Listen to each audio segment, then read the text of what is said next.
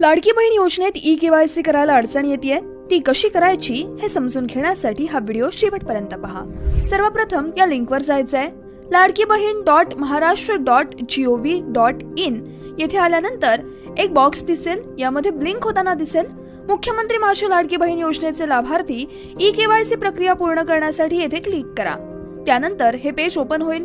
येथे लाभार्थ्यांचा जो आधार क्रमांक आहे तो टाका। आधार नंबर टाकल्यानंतर विचारली जाईल ती माहिती तशीच तेथे भरा।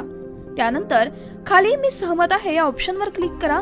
त्यानंतर ओटीपी पाठवावर क्लिक करा आणि ओटीपी टाकून सबमिट करा। त्यानंतर दुसरा पर्याय आलेला आहे, ज्यामध्ये वडिलांचा किंवा पतीचा आधार क्रमांक टाकायचा आहे। त्यानंतर दिलेल्या कॅप्चा तसंच तिथे टाकायचं आहे। त्यानंतर मी सहमत आहे वर क्लिक करा आणि पुढे ओटीपी पाठवावर क्लिक करा। तिथे क्लिक केल्यानंतर ओटीपी येईल आणि तो ओटीपी खाली दिलेल्या बॉक्स मध्ये टाका आणि सबमिट करा। त्यानंतर इथे आपल्या वडिलांचं किंवा पतीचे नाव आपल्याला दाखवलं जाईल।